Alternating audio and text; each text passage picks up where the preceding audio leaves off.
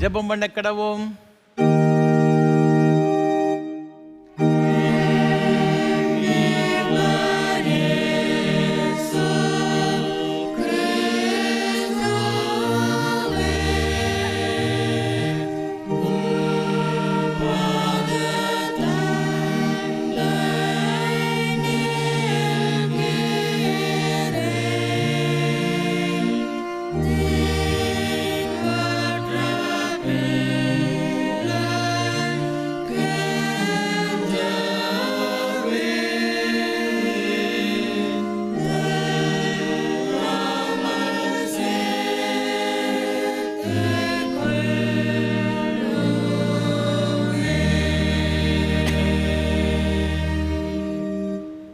என் ஜனங்கள் நான் அளிக்கும் நன்மையினால் திருப்தி ஆவார்கள் என்று கர்த்தர் சொல்லுகிறார். நான் விடாய்த்து ஆத்துமாவை சம்பூர்ணமடைய பண்ணி தொய்ந்த எல்லா ஆத்துமாவையும் நிரப்புவேன்.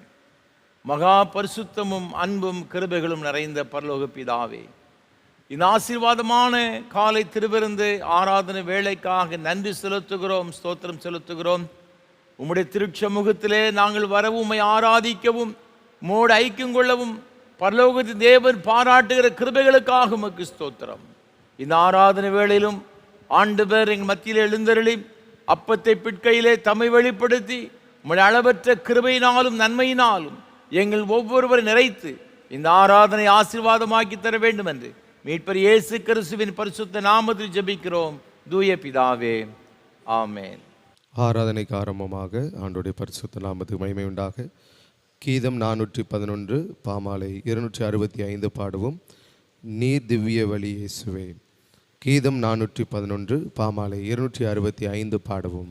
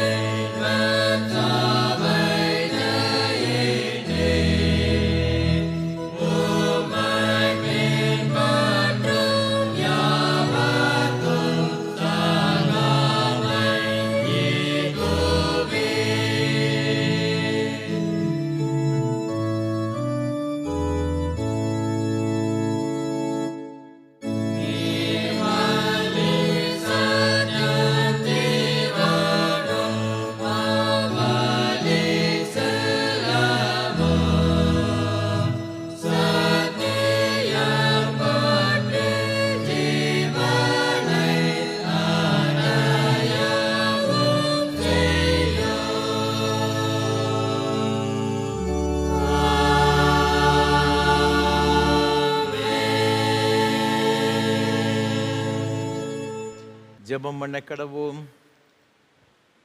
பரமண்டலங்களில் இருக்கிற எங்கள் பிதாவே, உம்முடைய நாமம் பரிசுத்தப்படுவதாக, உம்முடைய ராஜ்யம் வருவதாக, உம்முடைய சித்தம் பரமண்டலத்தில் செய்யப்படுவது போல பூமியிலே செய்யப்படுவதாக. ஆண்டு அப்பத்தை நின்றுதாரும் விரோதமாய் குற்றங்களை நாங்கள் மன்னிக்கிறது போல குற்றங்கள் மன்னி எங்கள் சோதனை பிரவேசிக்கப்பட நாம் தீவிர ரட்சித்துக் கொள்ளும். ஆமென். எல்லா இருதயங்களையும், எல்லா விருப்பங்களையும், எல்லா ரகசியம் அறிந்திருக்கிற சர்வலும் தேவனே, நாங்கள் தேவரிடத்தில் பரிபூர்ணமாய் அன்பு கூறவும் அது பரிசுத்த நாமத்தை உத்தமமாய் மகிமைப்படுத்தவும் எங்கள் கர்த்தராகிய இயேசு கிறிஸ்து நிமித்தம் அது பரிசுத்த ஆவியின் ஏவுதலால் எங்கள் இருதய சிந்தனைகளை சுத்தம் பண்ணியருளும்.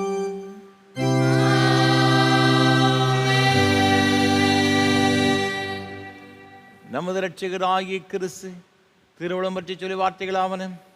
நம்முடைய தேவனாகிய கர்த்தர் ஒருவரே கர்த்தர். உன் தேவனாகிய கர்த்தரிடத்தில் உன் முழு இதயத்தோடும் முழு ஆத்மாவோடும் உன் முழு மனதோடும் உன் முழு பலத்தோடும் அன்பு கூறுவாயாக என்பது பிரதான கற்பனை. இதற்கு ஒப்பாய் இருக்கிற இரண்டாம் கற்பனை என்னவென்றால், உன்னிடத்தில் நீ அன்பு கூறுவது போல் பிறனிடத்தில் அன்பு கூறு என்பதே. இவைகளின் பெரிய கற்பனை வேறொன்றுமில்லை என்றார்.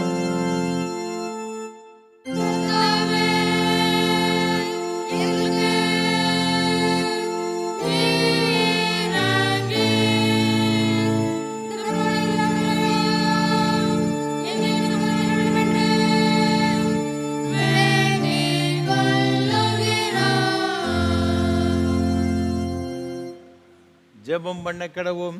கின்குவ கெசிமா ஞாயிறு அல்லது லெந்தனும் நாட்களுக்கு முந்தின ஞாயிற்குரிய சுருகு ஜெபம்.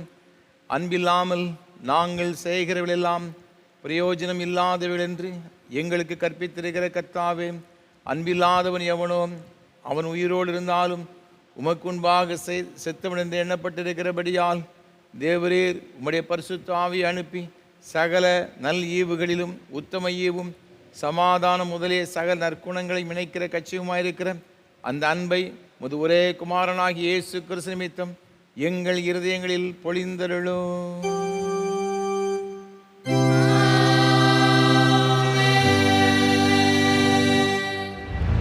வாசிக்கும்படியாக கொடுக்கப்பட்டுள்ள நிருப வாக்கியம். அப்போஸ்தலனாகிய பரிசுத்த பவுல் தீமோத்தேயுக்கு எழுதின முதலாவது நிருபம் 2ஆம் அதிகாரம் 1வது வசனம் முதல் 7ஆம் வசனம் வரை. 1 தீமோத்தேயு 2ஆம் அதிகாரம் 1வது வசனம் முதல்.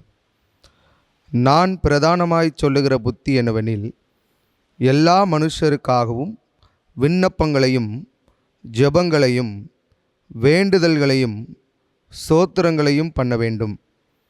நாம் எல்லா பக்தியோடும் நல் ஒழுக்கத்தோடும் கலகம் இல்லாமல் அமைதலுள்ள ஜீவனம் பண்ணும்படிக்கு ராஜாக்களுக்காகவும் அதிகாரமுள்ள யாவருக்காகவும் அப்படியே செய்ய வேண்டும். நம்முடைய இரட்சகராகிய தேவனுக்கு முன்பாக அது நன்மையும் பிரியவுமாயிருக்கிறது. எல்லா மனுஷரும் இரட்சிக்கப்படவும் சத்தியத்தை அறிகிற அறிவை அடையவும் அவர் சித்தமுள்ளவராயிருக்கிறார். தேவன் ஒருவரே, தேவனுக்கும் மனுஷருக்கும் மத்தியஸ்தரும் ஒருவரே. எல்லாரையும் மீட்கும் பொருளாக தம்மை ஒப்பு கொடுத்த மனுஷனாகிய கிறிஸ்து இயேசு அவரே. இதற்குரிய சாட்சி ஏற்ற காலங்களில் விளங்கி வருகிறது. இதற்காகவே நான் பிரசங்கியாகவும் அப்போஸ்தலனாகவும் புறஜாதிகளுக்கு விசுவாசத்தையும் சத்தியத்தையும் விளங்க பண்ணுகிற போதகனாகவும் நியமிக்கப்பட்டிருக்கிறேன். நான் பொய் சொல்லாமல் கிறிஸ்துவுக்குள் உண்மையை சொல்லுகிறேன் என்பது. நிருப வாக்கியம் வாசித்து முடிந்தது. பரிசுத்த சுவிசேஷ வாக்கியம் பரிசுத்த மார்க் எழுதின சுவிசேஷம் 2ஆம் அதிகாரம் 13ஆம் வசனம் முதல் அடங்கியிருக்கிறது.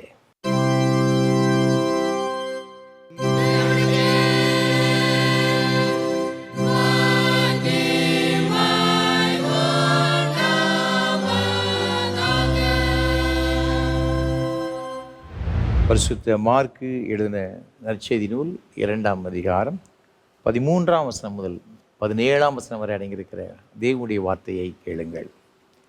இயேசு மறுபடியும் புறப்பட்டு கடலருகே போனார். அப்பொழுது ஜனங்கள் எல்லாரும் அவரிடத்தில் வந்தார்கள். அவர்களுக்கு போதகம் பண்ணினார். அவர் நடந்து போகையில் அல்பேயுவின் குமாரனாகிய லேவி ஆயத்துறையில் உட்கார்ந்திருக்கிறதைக் கண்டு, எனக்கு பின் சென்று வா என்றார். அவன் எழுந்து அவருக்கு பின் சென்றான். அப்பொழுது அவருடைய வீட்டிலே அவர் போஜன பந்தியிருக்கையில் அநேக ஆயக்காரரும் பாவிகளும் அவரோடு கூட வந்திருந்தபடியால் அவர்களும் இயேசுவோடும் அவர் சீஷரோடும் கூட பந்தியிருந்தார்கள். அவர் ஆயக்காரரோடும் பாவிகளோடும் போஜனம் பண்ணுகிறதை வேத பாரகரும் பரிசேயரும் கண்டு அவருடைய சீஷரை நோக்கி, அவர் ஆயக்காரரோடும் பாவிகளோடும் போஜனம் பண்ணுகிறது என்னவென்று கேட்டார்கள்.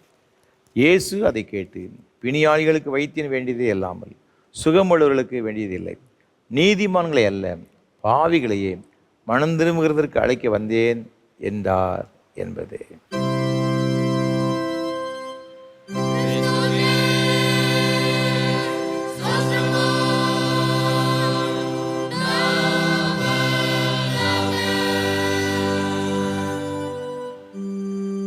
வானத்தையும் பூமியையும்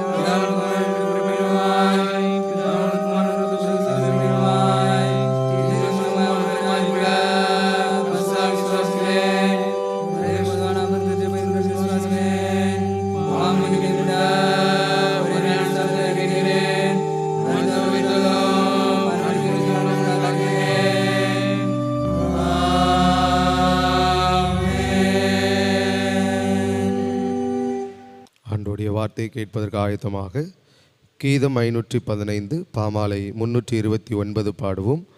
அருள்நாதா நம்பி வந்தேன் நோக்க கடவீர். கீதம் 515 பாமாலை 329 பாடுவோம்.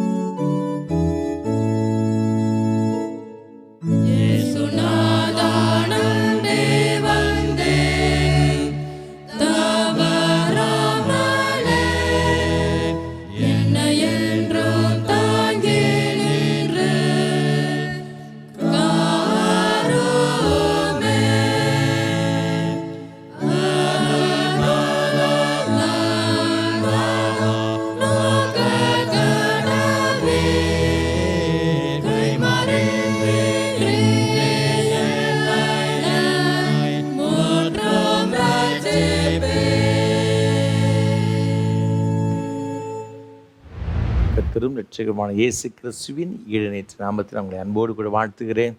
ஆண்டவருடைய கிருபையும் ஆசீர்வாதம் உங்களோடு கூட இருப்பதாக. ஒவ்வொரு வாரமும் உங்களோடு கூட சேர்ந்து கர்த்தரை ஆராதிப்பு நான் மிகுந்த மகிழ்ச்சி அடைகிறேன். கர்த்தரை துதிக்கிறேன், ஸ்தோத்தரிக்கிறேன். விசேஷமாக இந்த நல்ல வாய்ப்புகளை நமக்கு தந்து கொண்டு வருகிற நம்முடைய அன்பிற்கும் மரியாதைக்கும் உரிய அருமையான ஐயா சாது சுந்தர் செல்வராஜ் அவர்களுக்காக கர்த்தரை துதிக்கிறேன், ஸ்தோத்தரிக்கிறேன். நம்ம எல்லாரும் ஆண்டோடைய ஆசீர்வாதங்களை பெற்றுக்கொள்ள வேண்டும் என்ற ஒரு பெரிய தரிசனத்தோடு கூட சாதையா அவர்கள் நமக்கு ஏற்படுத்தி கொடுத்திருக்கிறார்கள். நம்முடைய தனி ஜபங்களிலே, குடும்ப ஜபங்களிலே சாதையா அவர்களுக்கு அவருடைய ஊழியங்களுக்காக ஜெபிப்போம். ஆண்டோடைய ஆசீர்வாதங்களை நாம் பெற்றுக்கொள்வோம். ஒவ்வொரு வாரமும் இந்த ஆராதனை வேலை ஊழியத்தை மிகுந்த ஜபத்தோடும் அதிக பிரயாசத்தோடும் உங்களுக்கு வழங்கி கொண்டு வருகிறோம். ஜபங்கள் அதிகமாக தேவை. எனக்காக என்னோடு கூட இந்த ஊழியத்தை பங்கெடுத்து கொண்டு வருகிற ஒவ்வொரு கர்த்தருடைய பிள்ளைகளுக்காக விசேஷம் ஜெபிக்கும்படியாக அன்போடு நான் கேட்டுக்கொள்கிறேன். இது மாத்திரமல்ல, இந்த ஆராதனை வேளையை ஒளிப்பதிவு செய்வதற்கு ஏராளமான தேவைகள் உண்டு. நீங்கள் செய்கிற உதவியானது ஆயிரக்கணக்கான மக்களுக்கு அவர்கள் ஆன்மீக நன்மைகளை பெற்றுக்கொள்வதற்கு மிகவும் பிரயோஜனமாக இருக்கிறது என்பது சந்தேகம் கிடையாது. ஜெபங்கள், உங்களுடைய ஆதரவு அதிகமாக தேவை. கர்த்தர் உங்கள் உள்ளத்தில் எவ்வாறு சொன்னால் மனமு வந்து தாங்க முன்வரும்படியாக உங்களை மிகுந்த அன்போடு கூட கேட்டுக்கொள்கிறேன்.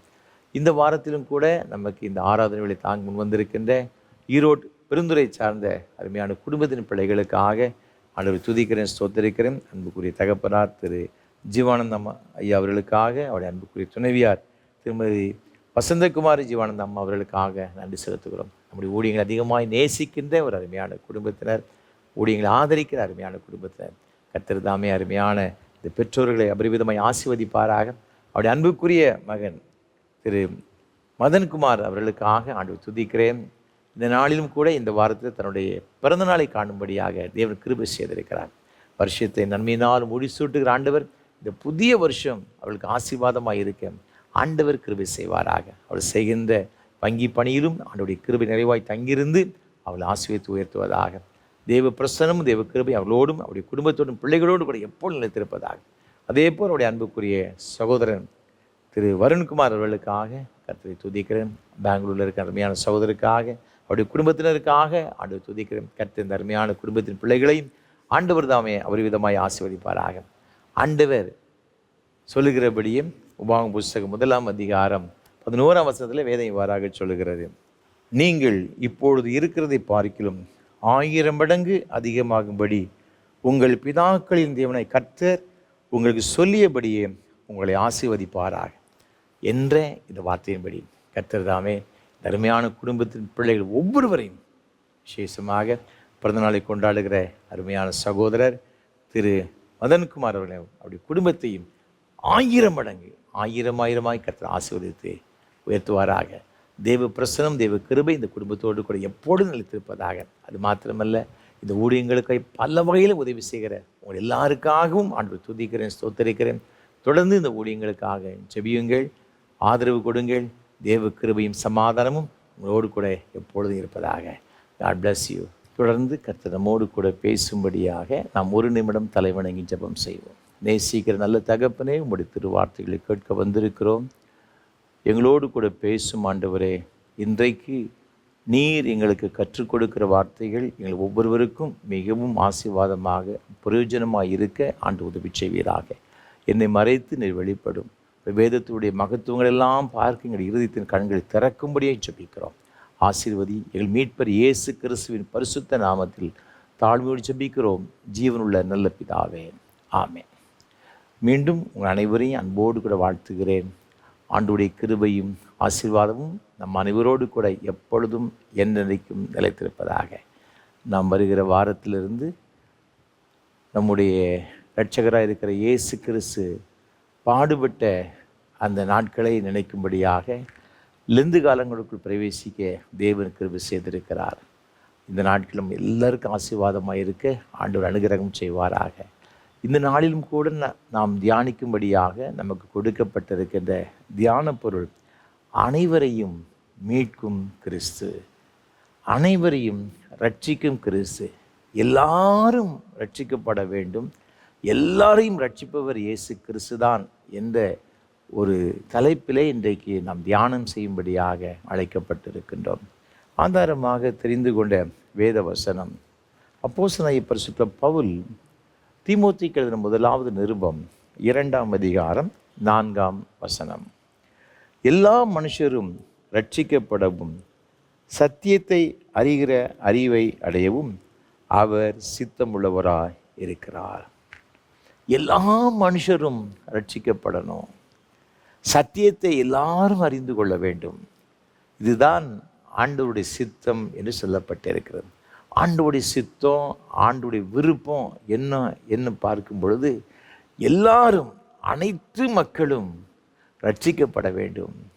அவர்கள் எந்தெந்த காரியத்திலே சிறையிருப்பில் இருக்கின்றார்களோ, சிறைப்படுத்தப்பட்டு இருக்கின்றார்களோ, அவைகளிலிருந்து ஒரு மீட்பை பெற்றுக்கொள்ள வேண்டும் என்று தேவன் விரும்புகின்றார்.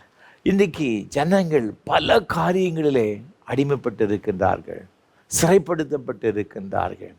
ஆண்டவராக இருக்கிற இயேசு கிறிஸ்து ஒரு சில காரியங்களில் மாத்திரமல்ல, நாம் எந்தெந்த காரியத்திலெல்லாம் சிறைப்படுத்தப்பட்டு இருக்கின்றோமோ அவைகள் எல்லாவற்றிலிருந்து மீட்பதற்கு, ரட்சிப்பதற்கு நீங்களும் நானும் ஆராதிக்கிற ஆண்டவர் போதுமானவராய் இருக்கிறார். நம் வேதத்தினுடைய இந்த வசனங்களில் நாம் பார்க்கும் பொழுது அநேக சிறையிருப்புகளை குறித்து சொல்லப்பட்டிருக்கிறது. நான் ஒரு சில காரியங்களை, இது சிறையிருப்பை பற்றி சொல்லிவிட்டு, ஆண்டவர் சிறையிருப்பிலிருந்து நம்மை எப்படி மீட்டுக் கொள்கிறார், நம்மை எப்படி ரட்சித்துக் கொள்கிறார் என்பதையும் குறித்து உங்களோடு கூட பகிர்ந்து கொள்ள விரும்புகின்றேன். நாம் எரேமியா தீர்க்கதரிசன புஸ்தகத்தில் வாசித்து பார்க்கும் பொழுது இங்கு 4ஆம் அதிகாரம் 14ஆம் வசனத்திலே வேதம் இவ்வாறாக சொல்லுகிறது. எருசலேமே, நீ ரட்சிக்கப்படும்படிக்கு உன் இருதயத்தை பொல்லாப்பற கழுவு, எந்த மட்டும் அக்கிரம நினைவுகள் உன் உள்ளத்திலே தங்கும். இங்கு இஸ்ரவேல் ஜனங்களை குறித்து, யூத மக்களை குறித்து எரேமியா தீர்க்கதரிசி சொல்லுகின்றான், உன்னுடைய அக்கிரம நினைவுகள் அதிகமாக இருக்கிறது. நீங்கள் 1ஆம் வசனத்தை வாசித்து பார்க்கும் பொழுது, இஸ்ரவேலே, நீ திரும்புகிறதற்கு மனதாக இருந்தால் என்னிடத்தில் திரும்ப என்று கர்த்தர் சொல்லுகிறார். நீ உன் அருவருப்புகளை என் பார்வையில் இருந்து அகற்றிவிட்டால் நீ இனி அலைந்து திரிவதில்லை. ஆண்டவராக இருக்கிற இயேசு கிறிஸ்து நம்முடைய பாவங்களிலிருந்து ரட்சிப்பதற்கு அவர் விருப்பமுடையவராக இருக்கிறார். இன்றைக்கு அநேக ஜனங்கள் பாவத்தின் பிடியிலே சிக்கப்பட்டு அடிமைப்படுத்தப்பட்டு இருக்கிறார்கள். இந்த இஸ்ரவேல் மக்கள் அப்படிப்பட்ட பாவத்திற்குள்ளாக அடிமைப்பட்டிருக்கின்றார்கள். இங்கு வசனம் சொல்லுகிறது, உன் இருதயத்தை பொல்லாப்பற கழுவும், எல்லாவற்றையும் பாரிக்கும் இருதயமே திருக்குள்ளதும் மகா கேடுள்ளதுமாய் இருக்கிறது என்று சொல்லப்பட்டிருக்கிறது. நீங்கள் எரேமியா 3ஆம் அதிகாரத்தில் வாசித்து பார்க்கும் பொழுது இங்கே வசனம் சொல்லுகிற 23ஆம் வசனத்தில், குன்றுகளையும் திரளான மலைகளையும் நம்புகிறது விருதா என்பது மெய், இஸ்ரவேலின் ரட்சிப்பு எங்கள் தேவனாகிய கர்த்தருக்குள் இருப்பது என்பது மெய்யே.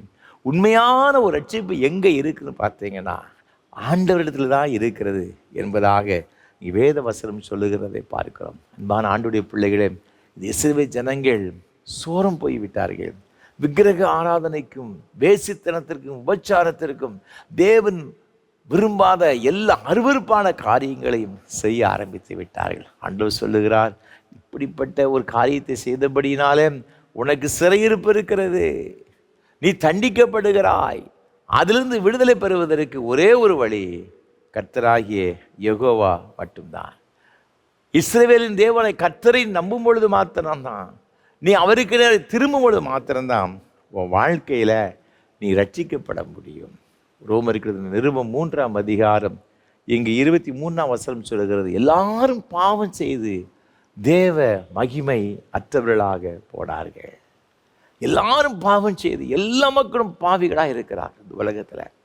அப்போ அதிலிருந்து ஜனங்கள் ரட்சிக்கப்பட வேண்டும். அதைத்தான் இங்கு சொல்ல, எல்லா ஜனங்களும் ரட்சிக்கப்பட வேண்டும் என்பது தேவ சித்தமாக இருக்குது. ஏனென்றால் எசேக்கியா தீர்க்கதரிசன புஸ்தகம் 18ஆம் அதிகாரம் 20ஆம் வசனம் சொல்லுகிறது, பாவம் செய்கிற ஆத்துமா சாகும். அப்போது ஏன் இந்த பாவத்திலிருந்து ரட்சிக்கப்பட வேண்டும் என்று சொன்னால், இந்த பாவத்திலே ஒரு மனிதன் நிலைத்திருக்கும் பொழுது அவருடைய முடிவு பரிதாபமாக முடிந்து விடுகிறது. இதைத்தான் ரோமர் 6:23 சொல்லப்பட்டிருக்கிறது, பாவத்தின் சம்பளம் மரணம் என்று சொல்லப்பட்டிருக்கிறது. யோவான் 8ஆம் அதிகாரத்தில் வாசித்து பார்க்கும் பொழுது மிக அருமையாக ஒரு வசனம் சொல்லப்பட்டிருக்கிறது.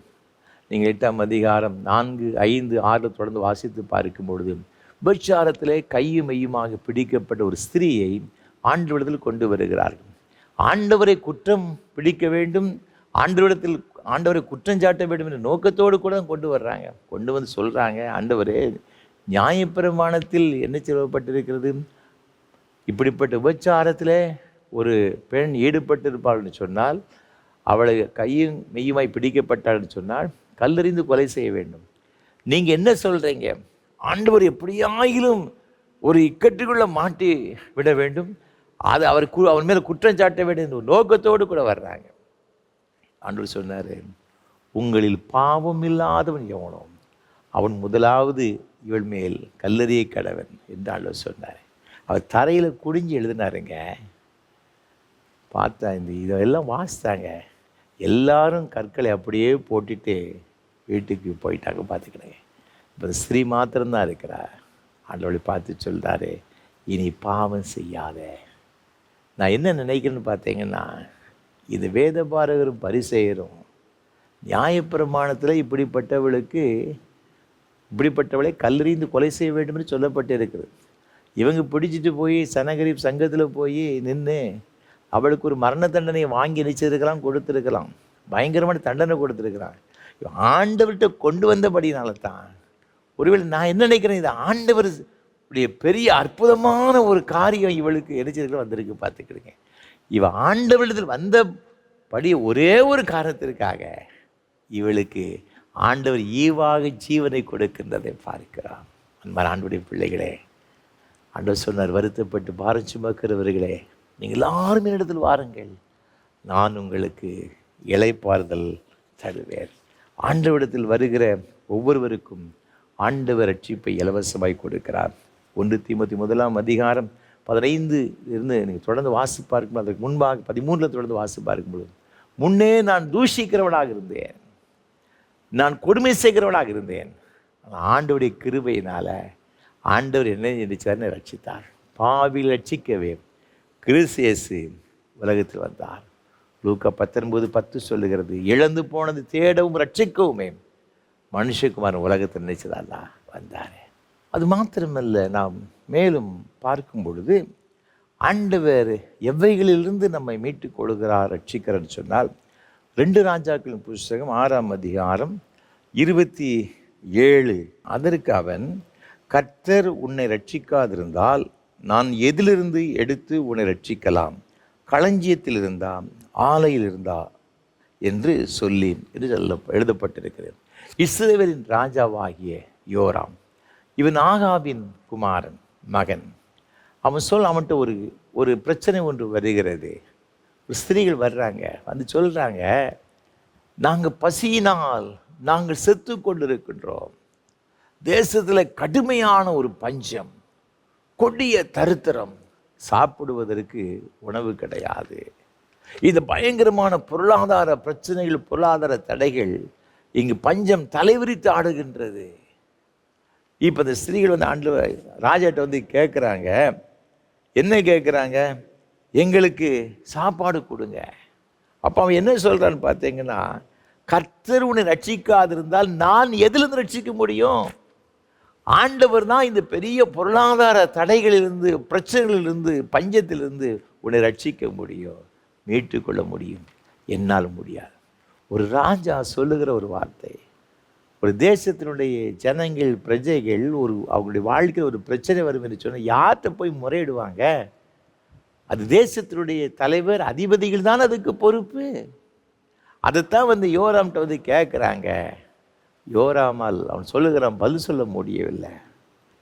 இது ஸ்திரீகளுக்குள்ள ஒரு பிரச்சனை வந்து சொல்கிறாங்க, ஐயா பயங்கரமான பஞ்சம் வந்துச்சு, எனக்கும் என் கூட இருக்கிற இன்னொரு ஸ்திரீக்கும் குழந்தைகள் இருக்கிறாங்க, நாங்கள் எல்லாம் ஒரு நாள் சாகத்தான் போகிறோம். நான் இப்போ அவட்ட சொல்கிறேன், இன்றைக்கி என்னுடைய குழந்தையை எடுத்து அடித்து சமைத்து சாப்பிட்டு விடுவோம்.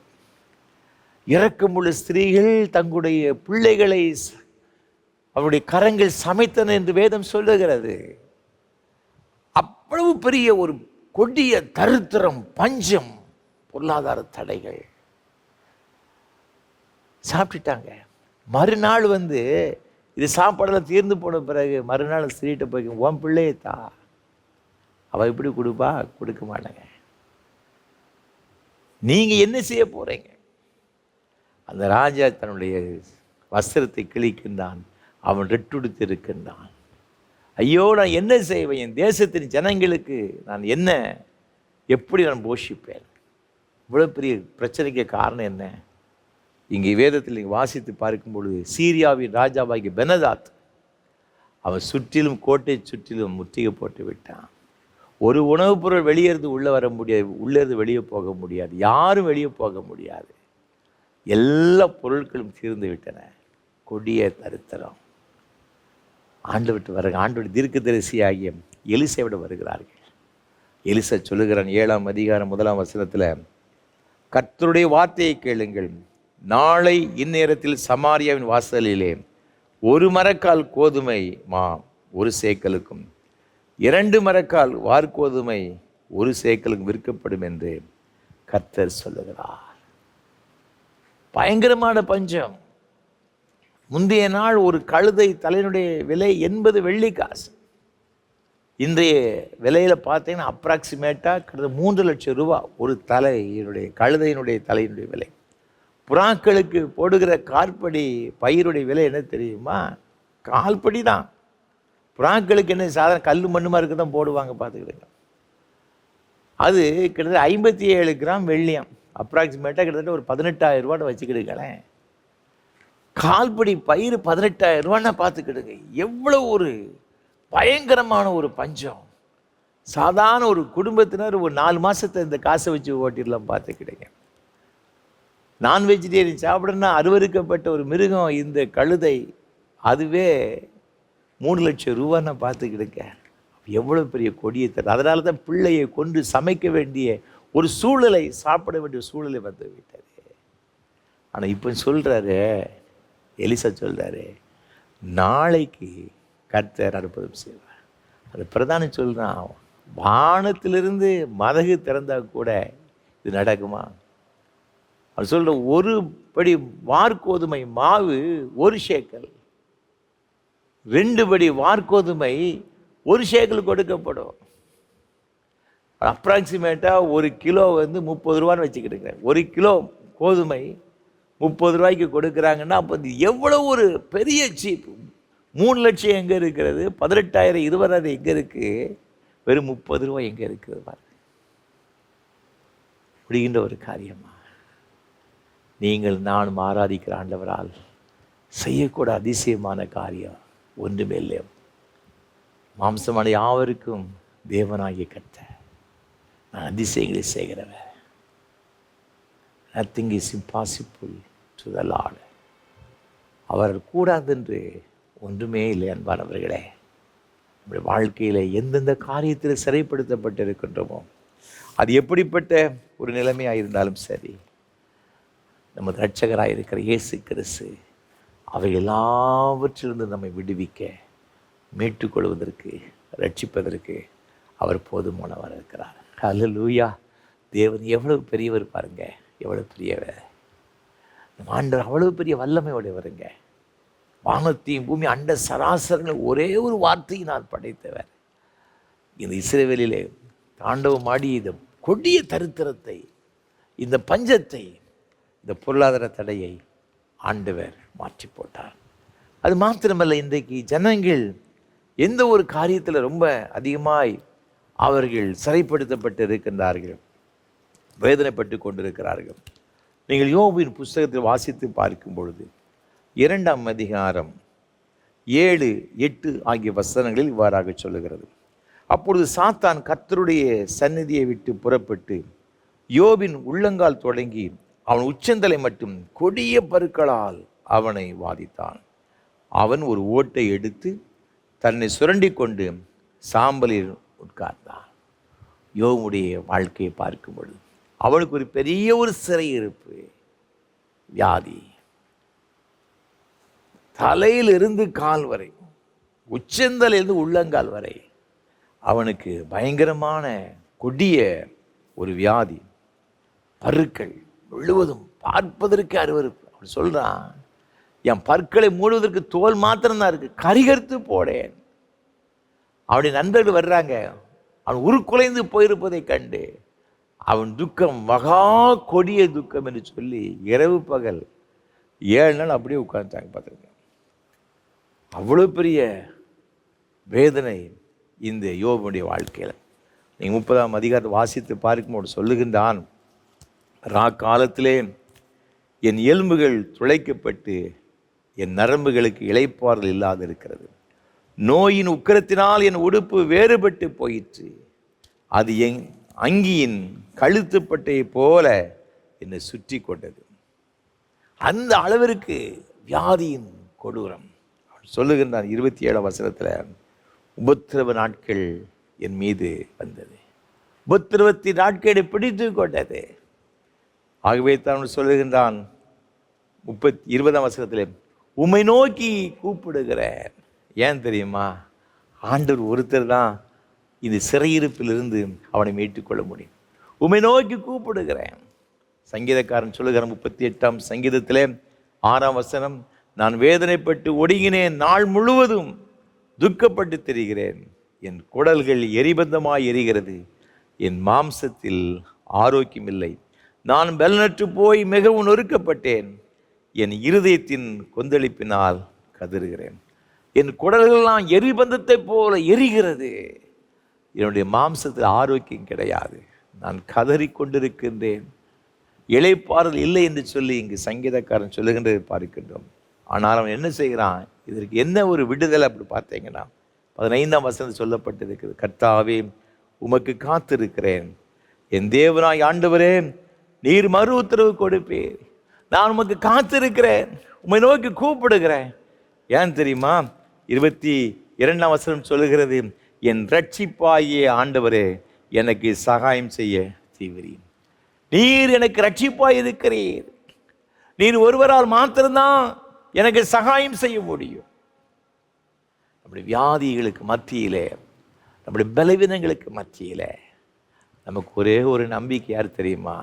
ஆண்டவராய் இருக்கிற இயேசு. ஏனென்றால் ஏசாயா தீர்க்கதரிசி 53ஆம் அதிகாரம் சொல்லப்பட்டது, அவர் தாமே நம்முடைய பாடுகளை ஏற்றுக்கொண்டு நம்முடைய துக்கங்களை சுமந்தார், நமக்கு சமாதானத்தை உண்டு போன ஆக்கின அவர் மீது வந்தது, அவருடைய தழும்புகளால் குணமாகிறார். நமக்காக அவர் அடிக்கப்பட்டார், நொறுக்கப்பட்டார், அவர் எல்லா விதமான கொடுமையான வேதனைகளை நமக்காக அனுபவித்தார். அவர் பட்ட பாடுகள் மூலமாக, அந்த பாடுகளில் நாள் உண்டான தழும்புகள் மூலமாக நாம் குணமாகிறோம். அன்பானவர்களே, இயேசு எவ்வளவாக நமக்காக இந்த விலையேறப்பட்ட ஆசீர்வாதத்தை சிலுவையில் சம்பாதித்து வைத்திருக்கிறார். ஒரே ஒரு காரணம், எல்லாரும் ரட்சிக்கப்படணும், எல்லாரும் மீட்கப்பட வேண்டும், எல்லாரும் ஆசீர்வாதமாக இருக்கணும். பாவத்திலிருந்து, சாபத்திலிருந்து, பொருளாதார பிரச்சனையிலிருந்து, பஞ்சத்திலிருந்து, வியாதியிலிருந்து, இன்றைக்கு எந்தெந்த காரியத்தில் நீங்கள் அடிமைப்படுத்தப்பட்டு இருக்கிறீர்களோ, ஆண்டுடைய விருப்பம் என்ன தெரியுமா? எல்லாரும் அதிலிருந்து மீட்கப்பட வேண்டும், ரட்சிக்கப்பட வேண்டும். அப்படிப்பட்ட ஒரு ஒப்பற்ற தெய்வத்தை இன்றைக்கு நீங்களும் நானும் வணங்கி கொண்டு வருகிறோம், ஆராதித்து கொண்டு வருகிறோம். நம் எவ்வளவு பெரிய பாக்கியவான்கள், பாக்கியவதிகள். நீங்கள் ஆசீர்வதிக்கப்பட்டவர்கள், ஆசீர்வதிக்கப்பட்டவர்கள். கர்த்தர் நம்மை ரட்சிக்கும்படியாகத்தான் இந்த உலகத்தில் வந்தார். அப்படி என்று சொன்னால் ஆண்டவர் நம்மை எப்படியெல்லாம் ரட்சிக்கிறார், அதையும் நான் சுருக்கமாக உங்களோடு கூட பகிர்ந்து கொள்ள விரும்புகின்றேன். முதலாவது நாம் பார்க்கும் பொழுது அப்போஸ்தலர் நடுவில் புஸ்தகம் 2ஆம் அதிகாரம் 37ஆம் வசனம் சொல்லுகிறது, பின் பகுதியிலே, சகோதரரே நாங்கள் என்ன செய்ய வேண்டும் என்றார்கள். பேதுரு அவர்களை நோக்கி, நீங்கள் மனம் திரும்பி ஒவ்வொருவரும் பாவ மன்னிப்புக்கென்று இயேசு கிறிஸ்துவின் நாமத்தினாலே ஞானஸ்நானம் பெற்றுக்கொள்ளுங்கள், அப்பொழுது பரிசுத்த ஆவியின் வரத்தை பெறுவீர்கள். 40ஆம் வசனம், இன்னும் அநேக வார்த்தைகளாலும் சாட்சி கூறி மாறுபாடுள்ள இந்த சந்ததியை விட்டு விலகி உங்களை ரட்சித்து கொள்ளுங்கள் என்றும் புத்தி சொன்னான். ரட்சிக்கப்படுவதற்கு என்ன செய்ய வேண்டுமா? வேதம் மிக அழகாக சொல்லுகிறது, நீங்கள் மனம் திரும்ப வேண்டும், மாறுபாடான இந்த சந்ததிகளை விட்டு விலகி இருக்க வேண்டும். மேலறையிலே பரிசுத்தாவியுடைய நிறைவை பெற்ற இந்த 120 பேரும் கீழே இறங்கி வருகிறார்கள். திரளான கூட்டத்தினர், பெந்தேகோஸ்தே பண்டிகைக்கு வந்த ஜனங்கள் இது என்ன சத்தம்னு சொல்லி பார்த்து கொண்டிருக்கின்றார்கள். அப்பொழுது பேதுரு எழும்பி நின்று அவன் பிரசங்கம் பண்ணுகின்றான். ஆண்டவராக இருக்கிற இயேசு கிறிஸ்துவை பற்றிய பழைய ஏற்பாட்டில் சொல்லப்பட்ட காரியங்களை குறித்தும், அவருடைய பாடு மரணங்களை குறித்தும், அவரை எவ்வாறு சிலுவையில் அடித்தார்கள், அவருடைய உயிர்த்தெழுதல் எப்படிப்பட்டதாக இருந்தது என்பதை குறித்து மிக அழகாக சொன்னார்கள். இதெல்லாம் கேட்ட உடனே அவர்கள் எல்லாம் இருதயத்தில் குத்தப்பட்டாங்க.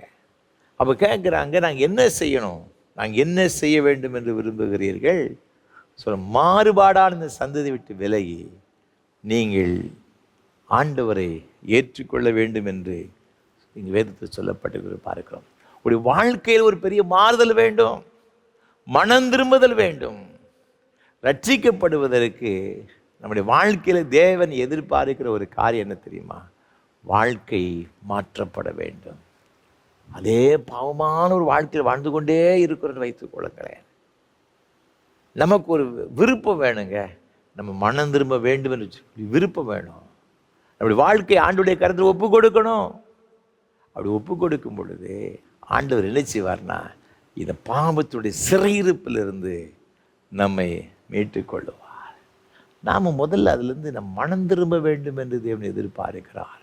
அந்த பூரணமான ரட்சிப்பை, ஆசீர்வாதங்களை பெற்றுக்கொள்வதற்கு நம்முடைய வாழ்க்கை ஆண்டவருக்குன்பாக உண்மையுள்ளதாக, அது நேர்மையுள்ளதாக இருக்கும்படியாக நம்மை ஒப்பு கொடுக்கணும். லூக்கா 15ஆம் அதிகாரத்தை வாசித்து பார்க்கும் பொழுது இளையகுமாரனை பற்றி சொல்லப்பட்டிருக்கிறது. 17ஆம் வசனம் சொல்லுகிறது, அவனுக்கு புத்தி தெளிந்தபோது அவன், என் தகப்பனுடைய கூலிக்காரர் எத்தனையோ பேருக்கு பூர்த்தியான சாப்பாடு இருக்கிறது, நானோ பசியினால் சாகிறேன். நான் எழுந்து என் தகப்பனிடத்திற்கு போய், தகப்பனே, பரத்துக்கு விரோதமாகவும் உமக்கு முன்பாகவும் பாவம் செய்தேன். இனிமேல் உம்முடைய குமாரன் என்று சொல்லப்படுவதற்கு நான் பாத்திரன் அல்ல. உம்முடைய கூலிக்காரரில் ஒருவனாக என்னை வைத்துக்கொள்ளும் என்பேன் என்று சொல்லி எழுந்து புறப்பட்டு தன் தகப்பனிடத்தில் வந்தான். இந்த இளையகுமாரனுடைய வாழ்க்கையில் ஒரு பெரிய ஒரு ஆசீர்வாதத்தை பெற்றுக்கொண்டான். முதல்ல தனக்கு இருந்த எல்லா ஆசிகளையும் அவன் துன்மார்க்கமாய் செலவழித்து போட்டான். அவனுடைய நண்பர்கள் எல்லாரும் அவனை விட்டு விட்டு போய்விட்டார்கள். வேலை தேடி போகிறான், வேலை கூட கிடைக்கல. பன்றி மேய்க்கிற வேலை கிடைச்சிது. அது தின்கிற தவிட்டினால் தன் பசியை ஆற்ற ஆசையாக இருந்தான், அதுவும் முடியவில்லை. அப்போ தான் அவனுக்கு புத்தி தெளிகிறது, ஐயோ, என் தகப்பன் வீட்டில் எத்தனை வேலைக்காரங்க இருக்கிறாங்க, 3 வேளை நல்ல சாப்பாடு கிடைக்கிறது, நான் இப்படி பன்றி தின்கிற தவிடு கூட கிடைக்காமல் இருக்கிறேனே. புத்தி தெளிந்து தகப்பட்ட போவேன், நான் அவர்கிட்ட போய் சொல்லுவேன், உனக்கு விரோதம் பாவம் செய்துன்னு சொல்லுவேன். அவன் என்ன இருதயத்தில் மாற்றப்பட்டவனாக அவன் நேர தகப்பனிடத்தில் வருகிறதை பார்க்கிறோம். தகப்பன் ஓடி வந்து அவன் மனதுருகி அவனை கட்டி அணைத்து கொண்டார். இவன் பேசிக்கிட்டே இருக்கான், தகப்பனதை கேட்கலங்க. அவனுக்கு வஸ்திரத்தை மாற்றுறாங்க, கால்களில் பாதரட்சையை கொடுக்குறாங்க, மோதிரத்தை கொடுக்குறாங்க. என் மகன் மரித்து போனான், மீன் உயிரோடு கூட வந்திருக்கிறான். எவ்வளோ பெரிய சந்தோஷம், மகிழ்ச்சி. மனம் திரும்புகிற ஒரு பாவி நிமித்தம் பரலோகராஜ்யம் மிகுந்த சந்தோஷம் அடையுமாங்க. ஆண்டவருடைய பிள்ளைகளை, நம்முடைய வாழ்க்கையில் நம்ம இதிலிருந்து ஆண்டவருக்கு திரும்ப வேண்டும் என்று தேவன் விரும்புகிறார். அவ்வாறு ஆண்டவரிடத்தில் வரும் பொழுது ஓடி வந்து நம்மை தூக்கி எடுத்து அவர் அரவணைத்துக் கொள்ளுகிறார். பெரிய ஒரு ஆசீர்வாதத்தை தேவன் நமக்கு கொடுக்கின்றார். அன்பானவர்களே, ரட்சிக்கப்பட வேண்டும் என்று சொன்னால், நம்முடைய சிறையிருப்புகளிலிருந்து நாம் மாற்றப்பட வேண்டும் என்று சொன்னால், தேவன் எதிர்பார்க்கிற முதல் தகுதி என்ன அப்படின்னு பார்த்தீங்கன்னா, நாம் மனம் திரும்ப வேண்டும் என்று தேவன் எதிர்பார்க்கிறார். இஸ்ரவேலே, நீ திரும்புகிறதுக்கு மனதாயிருந்தால் என்னிடத்தில் மனம் திரும்ப என்று சொல்லுகிறார். நீ மனம் திரும்பினா நான் உன்னை ஆசீர்வதிப்பேன், உன் சிறையிருப்பை மாற்றுவேன். நம்முடைய வாழ்க்கை ஆண்டவருடைய கருத்தை ஒப்பு கொடுப்போம். ஆண்டவரே, விரோதமாக எவ்வளவோ தவறான ஒரு வாழ்க்கை வாழ்ந்து வந்திருக்கிறேன், என்னை மன்னியும் ஆண்டவரே, என்னை மன்னியும் ஆண்டவரே, என்னுடைய கருத்தில் ஒப்பு கொடுக்கிறேன் ஐயா, என்னை ஏற்றுக்கொள் ஐயா, இது உமக்கு பிரியமாக மாத்திரம்தான் வாழ்வேன் என்று சொல்லி நம்மை ஒப்பு கொடுக்கும் பொழுது தேவன் ஓடி வந்து நம்மை தூக்கி எடுத்து அரவணைத்து நம்மை ஆசீர்வதிப்பதற்கு அவர் போதுமானவராக இருக்கிறார். பாவம் ஒரு நாள் உங்களை கண்டிப்பாக அது என்ன செய்யப்படும் பார்த்தீங்கன்னா, அது மரணத்துக்கு நேராக நினைச்சேன்னா அது கொண்டு போய் சேரும், சந்தேகமே கிடையாது. இதை பாவத்தின் வல்லமையிலிருந்து மீட்பதற்கு கர்த்தர் போதுமானவராக இருக்கிறார். நம்ம ஆண்டவருக்கு திரும்பும் பொழுது ஆண்டவர் நம்மை அதை தூக்கி எடுத்து நிறுத்துவார். அது மாத்திரமல்ல, இரண்டாவதாக நாம் பார்க்கும் பொழுது வேத வசனம் இவ்வாறாக சொல்லுகிறது. எபேசியருக்கு எழுதின நிருபம் 2ஆம் அதிகாரம் 8ஆம் வசனம். கிருபையினாலே விசுவாசத்தை கொண்டு ரட்சிக்கப்பட்டீர்கள், இது உங்களால் உண்டானதல்ல, இது தேவனுடைய ஈவு. இரண்டாவதாக இந்த ரட்சிப்பு எப்படி வருகிறது அப்படி பார்த்தீங்கன்னா, கிருபையினால். கிருபையினால் விசுவாசத்தை கொண்டு ரட்சிக்கப்பட்டீர்கள். தேவனுடைய கிருபை நம்மளை என்ன செய்து ரட்சிக்கிறது? முதல்ல நம்ம மனம் திரும்பணுங்க. மனம் திரும்பணும் உடனே நடக்கிறது என்ன காரியம்னு பார்த்தீங்கன்னா, தேவ கிருபையானது நம்ம மேலே பிரசன்னமாகிறது. இது கிருபை நமக்கு கிடைக்கும் பொழுது தேவன் ஆச்சரியமாக என்ன செய்கிறார்னா, நம்ம இந்த பாவத்தின் வல்லமையிலிருந்து, சாபத்தின் வல்லமையிலிருந்து, நம்முடைய எல்லா விதமான சிறையிருப்பிலிருந்து தேவன் மீட்டுக் கொள்ளுகிறார். நமக்கு என்ன தேவையோ அதை கொடுப்பதற்கு அவர் போதுமானவராக இருக்கிறார். ஆண்டவருடைய கிருபை அதை செய்கிறது. கிருபைன்னா என்னன்னு பார்த்தீங்கன்னா, தகுதி இல்லாதவர்களுக்கு தேவன் பாராட்டுகிற நன்மைங்க. நமக்கு தகுதியே கிடையாது, ஆனால் தேவன் நமக்கு கிருபையாய் சில காரியங்களை செய்கிறார். நம்மளுக்கு ஒருத்தையே கிடையாது பார்த்துக்கிடுங்க, ஆனால் ஆண்டவர் செய்கிறார். அதுதான் கிருபை. இது கிரியையினால் வருகிறது இல்லை, ஆண்டவர் மீது பாராட்டுகிற இரக்கத்தின் மூலமாக அந்த கிருபை நமக்கு கிடைக்கிறது. நீங்கள் இது வாசி பார்க்கும்போது லூக்கா 23ஆம் அதிகாரத்தில் இங்கு 42ஆம் வசனத்தில் இந்த வலது பக்கத்தில் உள்ள கள்ளன் ஆண்டவரை பார்த்து சொல்கிறான், இயேசுவை நோக்கி, ஆண்டவரே, நீர் உம்முடைய ராஜ்யத்தில் வரும்போது அடியேனை நினைத்தருளும் என்றான். 43ஆம் வசனம், இயேசு அவனை நோக்கி, இன்றைக்கு நீ என்னுடனே கூட பரதீசில் இருப்பாய் என்று மெய்யாகவே உனக்கு சொல்லுகிறேன் என்றார். 2 கள்ளங்க அடிக்கப்பட்டிருக்கிறாங்க சிலுவையில், இயேசு கூட. பயங்கரமான குற்றவாளிகள் தான், மரண தண்டனைகள் பெற்று அவர்களும் சிலுவையில் அடிக்கப்பட்டார்கள். இயேசுவோ நம்ம எல்லாருடைய குற்றங்களையும் அவர் ஏற்றுக்கொண்டு நமக்காக நாம் சிலுவை சுமப்பதற்கு பதிலாக அவர் சிலுவை சுமந்து கொண்டிருக்கிறார். இந்த கள்ளன் சொல்கிறான் 41ஆம் வசனத்தில், நாமோ நியாயப்படி தண்டிக்கப்படுகிறோம், நாம் நடப்பித்தவைகளுக்கு தக்க பலனை அடைகிறோம், இவரோ தகாதது ஒன்றையும் நடப்பிக்கவில்லை என்று அடுத்த கள்ளனை அவன் கடிந்து கொண்டு அவன் சொல்கிறான். ஆண்டவர் பார்த்து கேட்குறான், ஆண்டவரே, நீர் உம்முடைய ராஜ்யத்தில் வரும்பொழுது அடியேனை நினைத்தரடம். ஆண்டவருடைய சமூகத்தில் அந்த நிலைமையில் அவன் கேட்குறான். இவன் பண்ண பாவம், இவன் வாழ்ந்த துன்மார்க்கமான வாழ்க்கைக்கு கிடைச்ச ஒரு அவனுக்கு அந்த தண்டனை தான் இந்த கொடிய சிலுவை. ஆனால் இப்போ அவன் ஆண்டவரை பார்த்து கேட்குறான், எனக்கு இறக்கம் செய்யுங்க ஐயா, உங்கள் ராஜ்யத்தில் நினச்சிருக்க. அந்த நேரத்தில் ஆண்டவர் உனக்கு என்ன சொல்கிறார் பாருங்க, இன்றைக்கு என் கூட நினச்சிவாய் பரதேசியில் இருப்பாய். அவன் நினச்சி கூட பார்க்க முடியாதுங்க. அவன் பாதாளத்தில் போய் இருக்க வேண்டியவன். அவனுடைய முடிவு பயங்கரமானது பார்த்துக்கிட்டு அக்கினி கடலில் தள்ளப்பட வேண்டியவன்.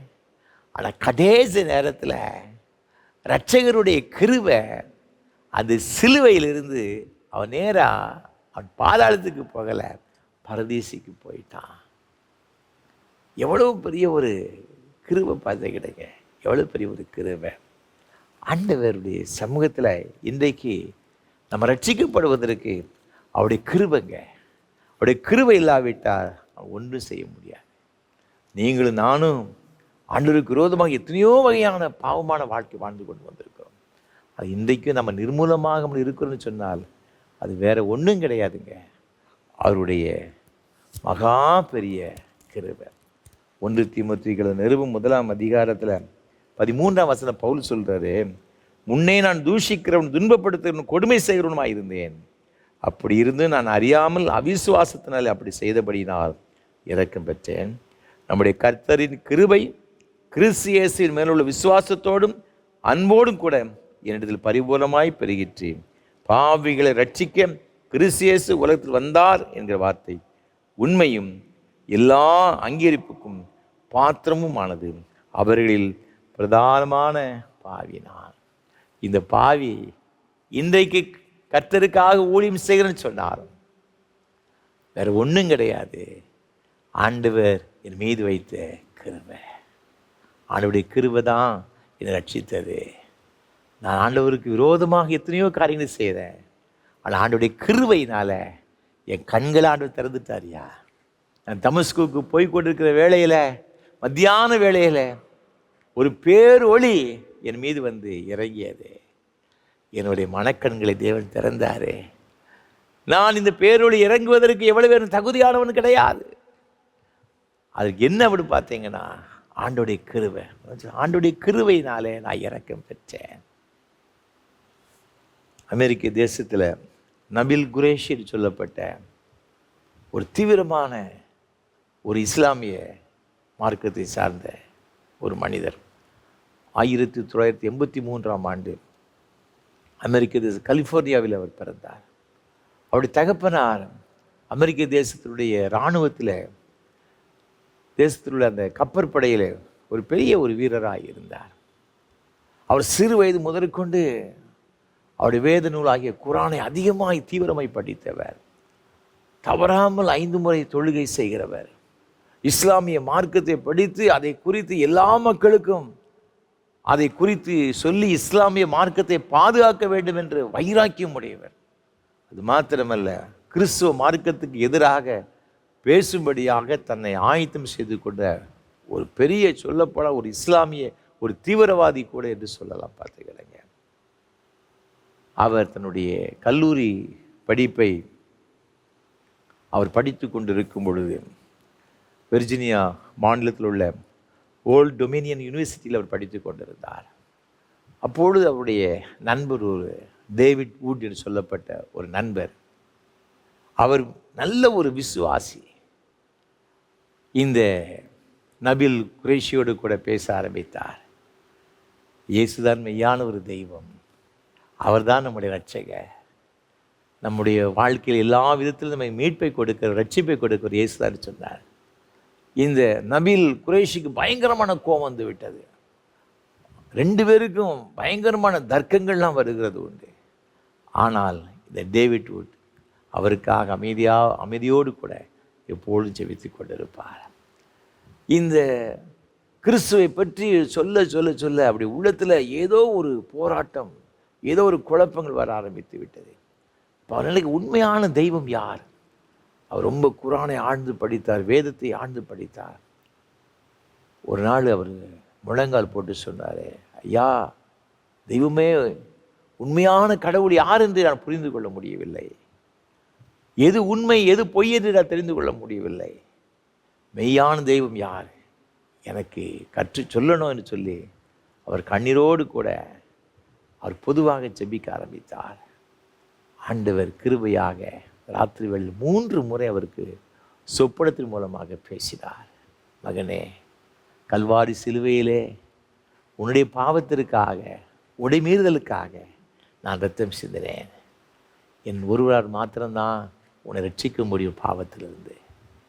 அந்த நாளிலே தன்னுடைய வாழ்க்கையை கர்த்தருக்கு ஒப்பு கொடுத்தார்.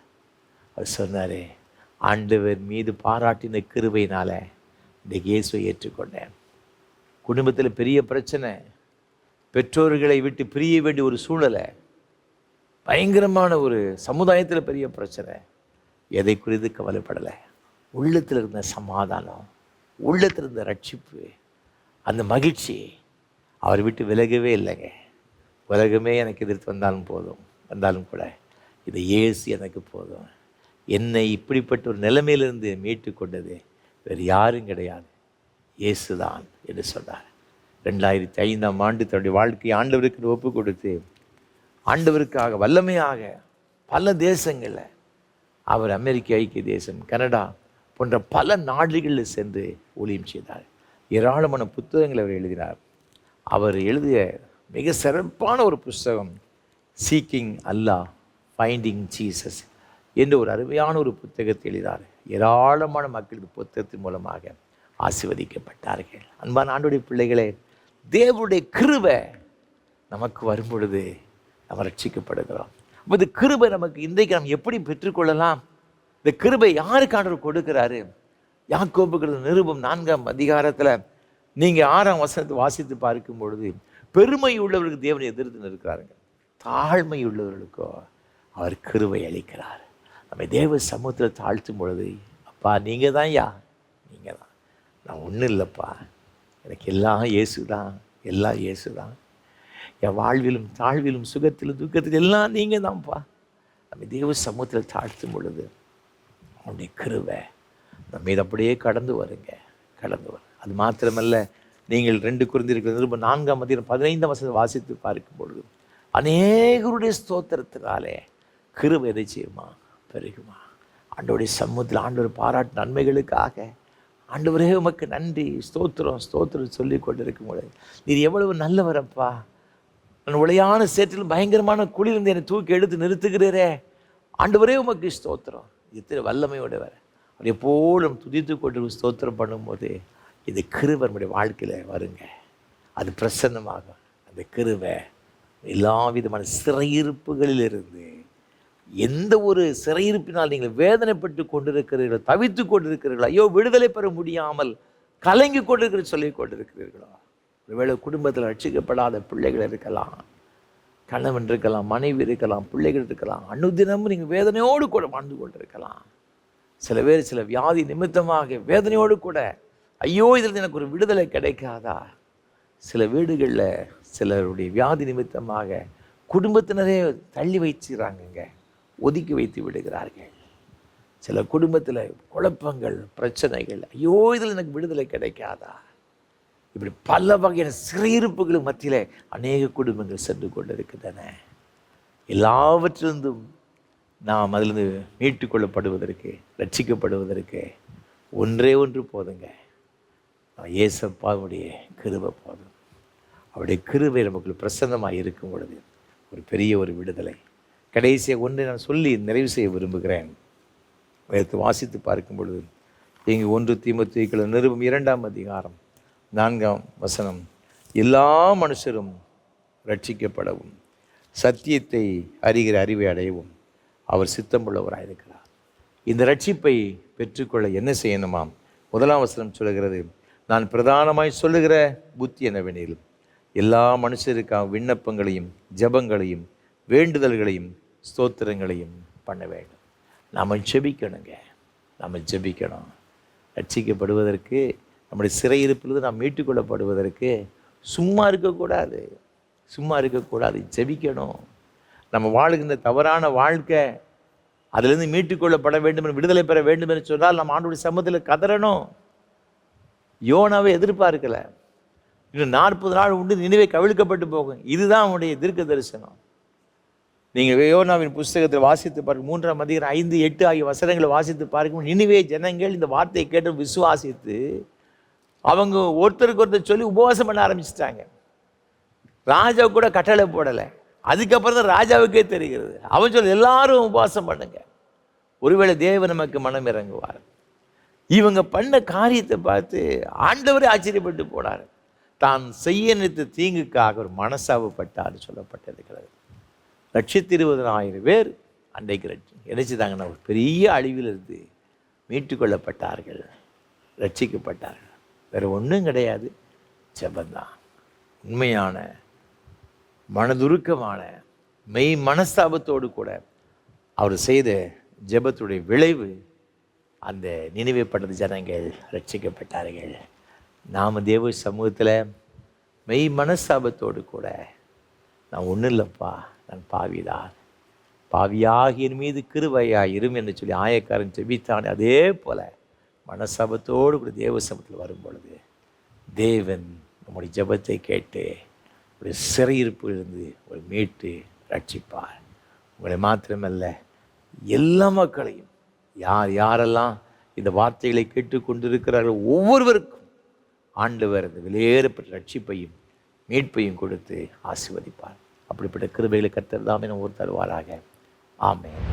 அர்ப்பணிப்பின் பாடலாக கீதம் 254, கிறிஸ்தவ கீர்த்தனை 307 பாடுவோம். போசனந்தான் உண்டோ திரு ரா போசனம் போல் உலகில். கீதம் 254 கிறிஸ்தவ கீர்த்தனை 307 பாடுவோம்.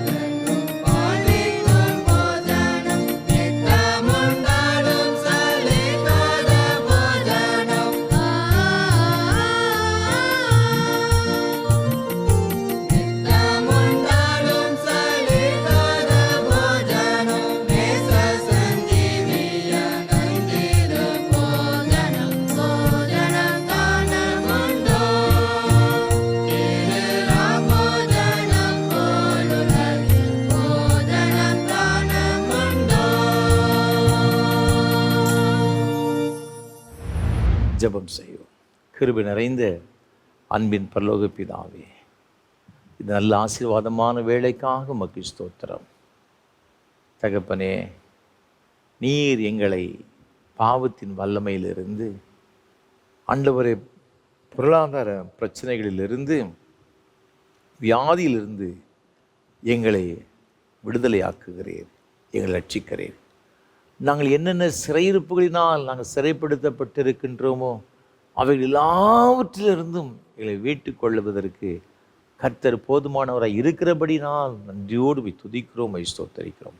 இன்றைக்கு இந்த வார்த்தைகளை கேட்டுக்கொண்டிருக்கின்ற, இந்த ஆராதனை பங்கெடுத்து கொண்டிருக்கிற ஒவ்வொருவருக்காக செபிக்கிறோம் ஐயா. ஆண்டோடைய கரம் உடைய பிள்ளைகள் மீது இறங்குவதாக நாங்கள் செபிக்கிறோம். ஒரு பிள்ளைகள் எந்தெந்த காரியத்திலே மீட்புக்காக எதிர்பார்த்திருக்கிறார்கள், ரட்சிப்புக்காக எதிர்பார்த்து கொண்டிருக்கிறார்களோ, இயேசுவே நீர் உமது பிள்ளைகள் மீது தயவாய் இறங்குவீராக. ஆண்டவரே உமக்கு ஸ்தோத்திரம் ஐயா. ஆண்டவர் உமக்கு ஒரு பெயர் இரட்சகர்னு சொல்லப்பட்டிருக்கிறதப்பா. நீங்கள் எல்லாவற்றையும் ரட்சிக்கும்படியாக இந்த உலகத்தில் வந்தீரே. இந்த பிள்ளைகளுடைய கண்ணீர் கவலையெல்லாம் கர்த்தர் பார்த்து துடைக்கும்படியாக செபிக்கிறோம் ஐயா. மெய்யான மனஸ்தாபத்தோடு கூட நோக்கி பார்க்கிற ஒவ்வொரு மீதும் தேவ பிரசன்னம், தேவ கிருபை இறங்குவதாக. உம்முடைய பலத்த கரமுது பிள்ளைகள் மீது இறங்குவதாக. அவர் இருக்கிற எல்லா விதமான இது இக்கட்டான சூழ்நிலைகளிலிருந்து விடுதலையை கொடுக்கும்படியாய் செபிக்கிறோம். ரட்சிக்கப்படாத பிள்ளைகளப்பா, குடும்பத்தில் உள்ள கணவன் அந்த மனைவி மூலமாக ஆண்டவரே பிள்ளைகள் வடிக்கிற கண்ணீர் கொஞ்ச நஞ்சமல்ல சுவாமி. ஆண்டவரே இந்த பிள்ளைகளை ரட்சித்து சொந்தமாக்குவீராக. துன்மார்க்கமான பாவத்தில் அடிமைப்படுத்தப்பட்டிருக்கிற பணியினால் பெற்றோர்கள் எவ்வளவாய் வேதனைப்பட்டு கொண்டிருக்கிறார்கள். இரவெல்லாம் தன்னுடைய படுக்கையை ஆண்டவரை கண்ணீரால் நனைத்து கொண்டிருக்க அறிந்திருக்கிறேங்க சுவாமி. ஆண்டவரே உம்முடைய பிள்ளைகளுடைய கண்ணீரை பார்ப்பீராக சுவாமி. ஆண்டவரே உமக்கு ஸ்தோத்திரம். இன்னும் ஆண்டவரே ஆபாசமான காரியங்களை செய்து கொண்டிருக்கிற பிள்ளைகள் நிமித்தமாக எத்தனையோ வகையான வேதனைகள் ஐயா, எல்லாவற்றையும் கர்த்தர் ஆண்டவரே அந்த பிள்ளைகளுடைய சிறையிருப்பிலிருந்து மீட்டு கொள்ளும்படியா நாங்கள் செபிக்கிறோம் ஐயா. ஆண்டவரே உமது பிள்ளைகளுடைய வாழ்க்கையில் ஒரு பெரிய விடுதலையை கொடுப்பீராக. நீங்கள் அவ்வாறு செய்கிற தயவுக்காக உமக்கு ஸ்தோத்திரம் ஐயா. பொருளாதார பிரச்சனை நிமித்தமாக மிகுந்த வேதனையோடு இனி சாவதை தவிர வேறு வழியே இல்லை என்று எண்ணி கொண்டு இருக்கிற பிள்ளைகளுக்கு செபிக்கிறேன். எந்த ஒரு தொழிலை செய்தாலும் அதில் நஷ்டம், எந்த ஒரு காரியத்தை செய்தாலும் அதில் எந்த ஒரு விருத்தி என்று சொல்லி ஆண்டவர் மிகுந்த துக்கத்தோடு கூட இருக்கிற பிள்ளைகளுக்காக செபிக்கிறோம். இப்போது இந்த பிள்ளைகளுடைய கரத்தில் அர்ப்பணிக்கிறோம் ஆண்டவரே. ஆண்டவர் எதுவுமே செய்ய முடியாத ஒரு நிலைமையில் நம்மளுக்கு வந்திருக்கிறல்லப்பா. இந்த பிள்ளைகளை ஆண்டவரை இப்படிப்பட்ட ஒரு நிலைமையில தூக்கி எடுத்து நிறுத்தும்படியாய் செபிக்கின்றோம். தம்மை நோக்கி கூப்பிடுகிற ஒவ்வொரு பிள்ளைகள் மீதும் சுவாமி நீர் எவ்வளவு கிருபையா இருக்கிறீரப்பா. ஆண்டவரே, அவனை நோக்கி கூப்பிடுவான், நான் அவனுக்கு மறு உத்தரவு கொடுப்பேன்னு சொன்னீரே. ஆபத்தினால் நான் அவனோடு கூட இருந்து அவனை தப்பு வைப்பேன்னு சொன்னீரே, கனப்படுத்துவேன்னு சொன்ன ஆண்டவரையா. உண்மை நோக்கி கூப்பிடுகிற இந்த பிள்ளைகளுக்கு தயவாய் இறங்குவீராக. பொருளாதார தடைகள் மாறட்டும் ஐயா, கடன் பிரச்சனை மாறட்டும் ஐயா, தொழில்களில் ஏற்படுகிற நஷ்டங்கள் இயேசு கிறிஸ்துவின் நாமத்தில் மாறட்டும் நாங்கள் ஜெபிக்கிறோம். ஒரு விடுதலை உண்டாவதாக இயேசுவின் நாமத்தினால. இந்த நாள் முதற்கொண்டு அவர் செய்கிற எல்லாவற்றிலும் ஒரு ஆசீர்வாதம் உண்டாகட்டும் நாங்கள் ஜெபிக்கிறோம் ஐயா. இந்த பொருளாதார நெருக்கடிகள் எல்லாம் விலகுவதாக இயேசுவின் நாமத்தினால. தகப்பனே உமக்கு ஸ்தோத்திரம் ஐயா. தகப்பனே உமக்கு நன்றி சுவாமி. இடங்கொள்ளாமல் போகும்பட்டு ஆசீர்வதிப்பேர் என்று சொன்னீரே, அந்த ஆசீர்வாதத்தின்படியே உமது பிள்ளைகளை நீர் ஆசீர்வதிப்பீராக. வியாதியினால் கஷ்டப்படுகிற பிள்ளைகளுக்காக நாங்கள் ஜெபிக்கிறோம் ஐயா. என்னென்ன வியாதினால் நம்முடைய பிள்ளைகள் வேதனைப்பட்டு கொண்டிருக்கிறார், அது எதுவாயிருந்தாலும் ஆண்டவர், ஒருவேளை மருத்துவர்கள் இது முடியாதது என்று சொல்லியிருக்கலாம்ப்பா. ஆண்டவர், கேன்சர் வியாதினால் பாதிக்கப்பட்ட பிள்ளைகளுக்காக, கட்டிகள் மூலமாக வேதனைப்பட்டு கொண்டிருக்கிற பிள்ளைகளுக்காக, சிறுநீரக பிரச்சனைகள், நுரையீரல் பிரச்சனை, மூச்சு விட முடியாத ஒரு சூழல் இருக்கிற பிள்ளைகளுக்காக ஜெபிக்கிறோம். இருதய பிரச்சனையினால் வாடுகிற கஷ்டப்படுகிற பிள்ளைகளுக்காக ஜெபிக்கிறோம் சுவாமி. கர்த்தருடைய வல்லமை இந்த பிள்ளைகள் மீது இறங்குவதாக. தண்டுவட பிரச்சனை பாதிக்கப்பட்டிருக்கிற பிள்ளைகளுக்கு, நடக்க முடியாத பிள்ளைகளுக்கு ஜெபிக்கிறோம். சரியான வளர்ச்சியிலேன்னு சொல்லி கலங்குற பிள்ளைகளுக்கு ஜெபிக்கிறோம். இயேசு கிறிஸ்துவுடைய அற்புதமான மீட்கின்ற வல்லமை, சுகமளிக்கிற வல்லமை இந்த பிள்ளைகளுக்கு இறங்குவதாக. எல்லாருடைய பலவீனங்களையும் சிலுவையில் தூக்கி சுமந்து இருக்கிறீங்கப்பா. உடைய தழும்புகளால் நாங்கள் குணமாகிறோமே. அந்த காயம்பட்ட ஆண்டவரை தழும்பு இருந்த கரத்தினால் இப்பொழுது ஒவ்வொரு மீதும் ஆண்டவரை தொட்டு சுகமாக்கும்படியாக இயேசுவின் நாமத்தில் ஜெபிக்கிறோம். பேதுருடைய வீட்டிற்கு வந்து அவனுடைய மாவியை தொட்டு சுகமாக்கிற அதே கர்த்தருடைய கரம் இப்பொழுது ஒவ்வொருடைய பிள்ளைகளுக்குள்ளாய் இறங்கும்படி, அவருடைய குடும்பத்தில் பிரவேசித்து அவரை தொடும்படியாய் ஜெபிக்கிறோம் இயேசுவின் நாமத்தினால். எல்லா போராட்டங்கள் மறைந்து போவதாக, வியாதிகள் மறைந்து போவதாக. ஆண்டவரை எல்லா பிணிகளும் மாறட்டும் என்று இயேசுவின் நாமத்தில் ஜெபிக்கிறோம். ஒவ்வொருவரையும் ஆசீர்வதிங்கப்பா. நீங்கள் அவ்வாறு செய்கிற தயவுக்காய் ஸ்தோத்திரம் ஐயா. உடைய பிள்ளைகளை சந்தோஷப்படுத்துங்க, மகிழ்ச்சியினால் நிரப்புங்க, சமாதானம் நிரப்ப வேண்டும் என்று இயேசுவின் நாமத்தினால் ஜெபிக்கிறோம் ஐயா. நீங்கள் அவ்வாறு செய்கிற தயவுக்காக உமக்கு ஸ்தோத்திரம். சின்னஞ்சிறு குழந்தைகள் ஆசீர்வதிங்க, படிக்கிற பிள்ளைகள் ஆசீர்வதிங்கப்பா. வருகிற மாதத்தினுடைய பிள்ளைகள் அரசு தேர்வுகளை ஆயத்தப்பட்டு கொண்டிருக்கிறாங்க. இது பிள்ளைகளுக்கு விசேஷித்த ஞானத்தை கொடுப்பீராக. ஆண்டவர், எந்த விதமான நெருக்கடிகளும் மன அழுத்தங்களும் இந்த பிள்ளைகளுக்கு வரக்கூடாதப்பா. மிக சிறப்பாய் படித்து நல்ல மார்க் எடுத்து அவருடைய அந்த பிள்ளைகள் உயர்கல்விக்கு செல்வதற்கு கர்த்தர் உதவி செய்வீராக. ஆசீர்வதியும். நல்ல வேலை வாய்ப்புகளை தாங்கப்பா. வெளிநாடுகளில் சென்று படிக்கும்படி விரும்புகிற பிள்ளைகளுக்கு எல்லா ஆண்டவர் வாசல்களும் திறந்து கொடுக்கும்படி நாங்கள் ஜெபிக்கிறோம். அடைக்கப்பட்ட வாசல்கள் இயேசு கிறிஸ்துவினால் திறக்கப்படுவதாக. நல்ல வேலை வாய்ப்பு உங்களுடைய பிள்ளைகளுக்கு உண்டாகிட்டு நாங்கள் ஜெபிக்கிறோம் ஐயா. ஆண்டவரே உமக்கு ஸ்தோத்திரம். குழந்தை செல்வங்களுக்கு காத்திருக்கிற பிள்ளைகளுக்கு ஜெபிக்கிறோம் சுவாமி. எல்லா தடைகளும் மாறுவதாக இயேசுவின் நாமத்தினாலே. இப்பொழுது இந்த பிள்ளையுடைய வாழ்க்கையில் ஒரு அற்புதம் நடக்கட்டும் என்று இயேசுவின் நாமம் ஜெபிக்கிறோம் ஐயா. குழந்தை செல்வங்களை கொடுத்து ஆசீர்வதிங்க ஐயா. திருமண தடைகள் எல்லாம் மாறட்டும் ஐயா. அதை குறித்து பாரத்தோடு கூட இருக்கிற பிள்ளைகளுக்கு ஜெபிக்கிற அந்த பாரத்தை கத்தை மாற்றி போடுவீராக. ஏற்ற காலத்தில் இந்த பிள்ளையுடைய குடும்பத்தில் நல்ல நடைபெற உதவி செய்யுங்க ஐயா.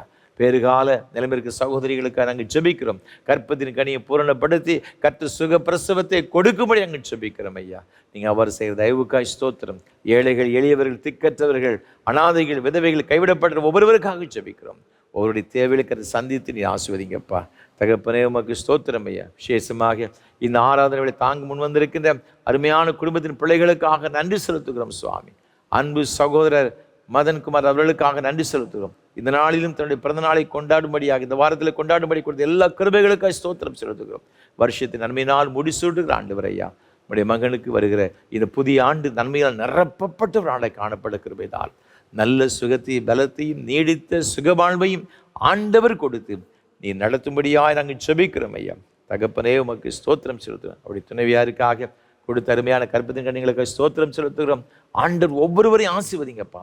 படிக்கிற பிள்ளைகளுடைய விசேஷ ஞானத்தை கொடுத்து ஆண்டவர் ஆசீர்வதிப்பீராக. அவருடைய அன்பு சகோதரருக்காக ஆண்டவரே சகோதரர் வருண்குமார் அவர்களுக்காக அவருடைய குடும்பத்தினருக்காக ஸ்தோத்திரம் செலுத்துகிறோம் ஐயா. அருமையான நமது பிள்ளைகளுடைய குடும்பத்தையும் கர்த்தர் ஆசீர்வதிப்பீராக. அன்பு தகப்பனாருக்காக நாங்கள் ஜெபிக்கிறோம் ஐயா. ஆண்டவரே அருமையான ஐயா ஜீவானந்த ஐயா அவர்களுக்காக ஸ்தோத்திரம் செலுத்துகிறோம் ஐயா.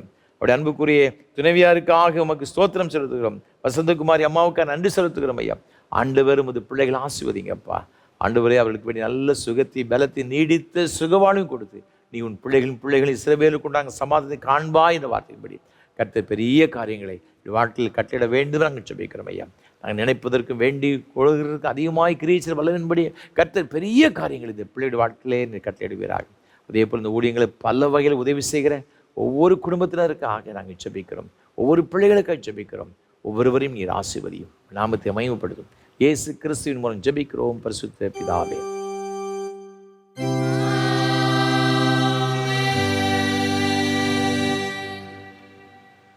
உங்கள் பாவங்கள் நிமித்தம் முழு இருதயத்தை உண்மையாய் மனசாபப்பட்டு பிறரிடத்தில் அன்பும் சிநேகமாயிருந்து இனி தேவனுடைய கற்பனைகளை கைக்கொண்டு புதிதாக்கப்பட்டவர்களாக அவருடைய பரிசுத்த மார்க்கத்தில் நடப்போம் என்று தீர்மானத்தில் நீங்கள் விசுவாசத்தோடு சேர்ந்து உங்களுக்கு ஆறுதல் உண்டாக இந்த பரிசுத்த சாக்கிரமத்தை வாங்கி கொள்ளுங்கள்.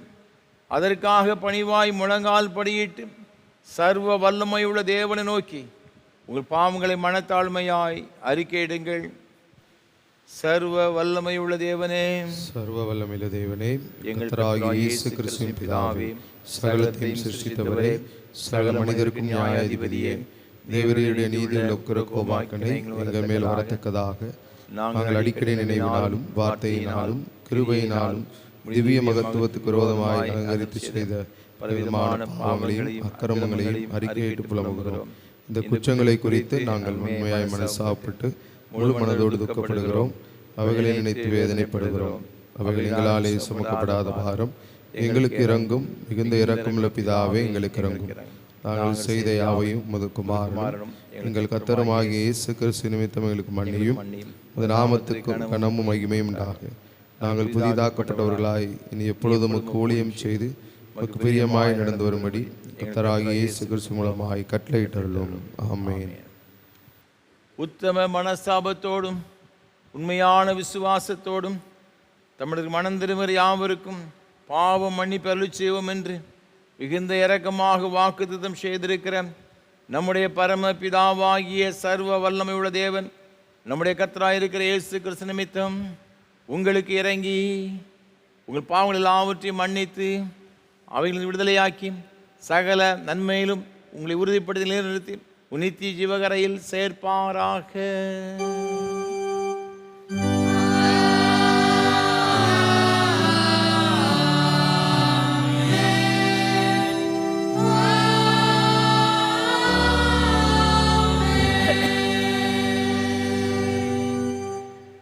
தம்மிடத்தில் உண்மையாய் மனந்திருமுறை யாவருக்கும் நமது இரட்சகராகிய கிறிஸ்து திருவுளம் பெற்றுகிற ஆறுதலான வார்த்தைகளை கேளுங்கள். வருத்தப்பட்டு பாரம் சுமக்கிறவர்களே, நீங்கள் எல்லாரும் இடத்தில் வாருங்கள், நான் உங்களுக்கு இளைப்பாறுதல் தருவேன். தேவன் தம்முடைய ஒரே பேரான குமாரனை விசுவாசிக்கிறவன் எவனோ அவன் கெட்டு போகாமல் நித்திய ஜீவன் அடையும்படிக்கு அவரை தந்தரளி இவ்வளவாய் உலகத்தில் அன்பு கூர்ந்தார். பரிசுத்த பவுல் சொல்லியிருக்கிறதை கேளுங்கள். பாவிகள் ரட்சிக்க கிறிஸ்து இயேசு உலகத்தில் வந்தார் என்ற வார்த்தை உண்மையும் எல்லா அங்கீகரிப்பு பாத்திரமானது. பரிசுத்த யோவான் சொல்லியிருக்கிறதை கேளுங்கள். ஒருவன் பாவம் செய்வானானால் நீதிபராயிருக்கிற இயேசு கிறிஸ்து நமக்காக பிதாவினிடத்தில் பரிந்து பேசுகிறவராயிருக்கிறார். நம்முடைய பாவங்களை நிவர்த்தி செய்கிற கிருபாதார பலி அவரே. உங்களை உயர்த்துங்கள்.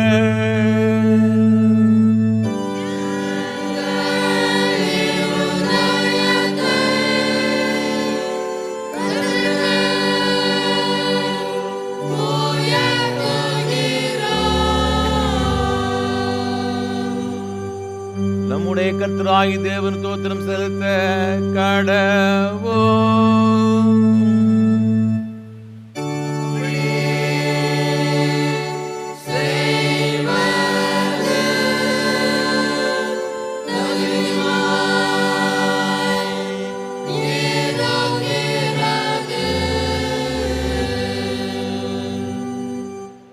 கர்த்தாவே, பரிசுத்த பிதாவே, சர்வ வல்லமையுள்ள நித்திய தேவனே, நாங்கள் எக்காலத்திலும் எவ்விடத்திலும் தேவரீருக்கு தோத்திரம் செலுத்துகிறது எங்களுக்கு விசேஷித்த கடமையுமாயிருக்கிறது.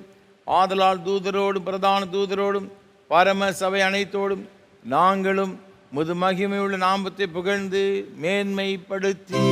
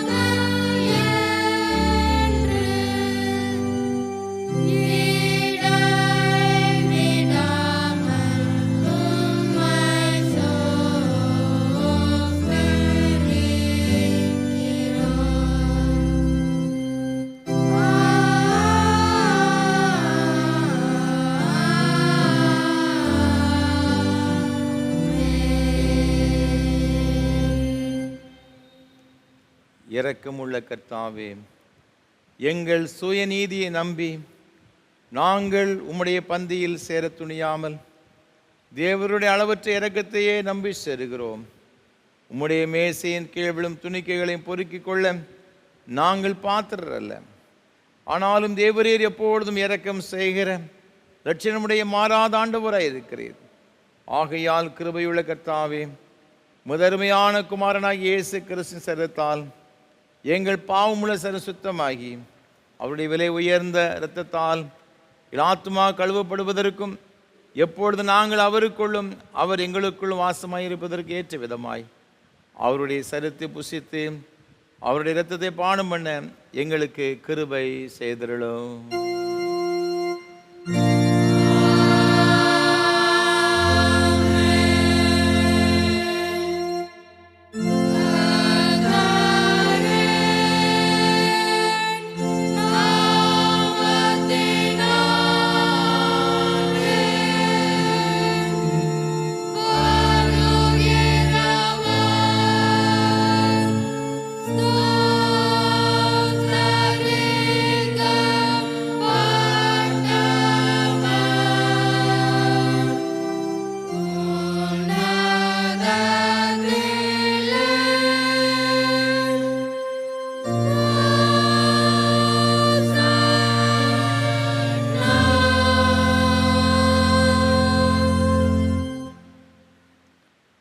சர்வ வல்லமையுள்ள தேவனே, எங்கள் பரமபிதாவே, தேவரீர் எங்களுக்கு உருக்கமாக இறங்கி உம்முடைய ஒரே குமாரனாகிய இயேசு கிறிஸ்து சிலுவையில் மரணம் அடைந்து எங்களை மீட்டுக் கொள்ளும்படி அவரை தந்தருளீரே. அவர் சிலுவையிலே ஒரே தரம் தம்மை ஏகபலியாக ஒப்பு கொடுத்து சர்வலோகத்தின் பாவங்களை நிவர்த்தி செய்வதற்கு நிறைவும் பூரணமும் போதுமான பலியையும் காணிக்கையையும் பரிகாரத்தையும் செலுத்துவதுமல்லாமல் தமது அருமையான மரணத்தை இன்றைக்கு நினைப்போட்டு ஞாபகத்தை நியமித்து தாம் திரும்ப வருமளவும் நாங்கள் அதை அனுசரித்து வரும்படி தமது பரிசுத்த சுவிசேஷத்தில் கட்டளையிட்டிருக்கிறாரே. இரக்கமுள்ள கர்த்தாவே, எங்கள் ஜெபத்தை கேட்டருளி உமது குமாரனும் எங்கள் இரட்சகருமாகிய இயேசு கிறிஸ்து கட்டளையிட்ட பரிசுத்த நியமத்தின்படி நாங்களுடைய பாடுகளையும் மரணத்தை நினைவுகூர்ந்து உமது சிருஷ்டி பதார்த்தங்களாகிய இந்த அப்பத்தையும் திராட்சரசத்தையும் பெற்றுக்கொள்ளும் பொழுது அவருடைய பரிசுத்தமுள்ள சரீரத்திற்கும் இரத்தத்திற்கும் பங்கு உள்ளவர்களாக இருக்கும்படி கிருபை செய்ய வேண்டும் என்று மிகுந்த தாழ்மையை வேண்டிக் கொள்கிறோம். இயேசு தாம் காட்டி கொடுக்கப்பட்ட அன்று ராத்திரியிலே அப்பத்தை எடுத்து ஸ்தோத்திரம் பண்ணி அதை பிட்டு சீசல் கொடுத்து எல்லாரும் வாங்கி புசியுங்கள், இது உங்களுக்காக கொடுக்கப்படுகிற என்னுடைய சரீரம், என்னை நினைவுறும்படி இதை செய்யுங்கள் என்றார். அப்படி ராபோஜனை பண்ணின பின்பு பாத்திரத்தை எடுத்து ஸ்தோத்திரம் பண்ணி அவர்களுக்கு கொடுத்து, நீங்கள் எல்லாரும் இதில் பானம் பண்ணுங்கள், இது பாவ மன்னிப்பு உண்டாகும்படி உங்களுக்காக அநேகருக்காய் சிந்தப்படுகிற புது உடன்படிக்கைக்குரிய என்னுடைய இரத்தம், இதை பானம் பண்ணும் பொழுதெல்லாம் என்னை நினைவுறும்படி இதை செய்யுங்கள் என்று திருவளம் பற்றினார்.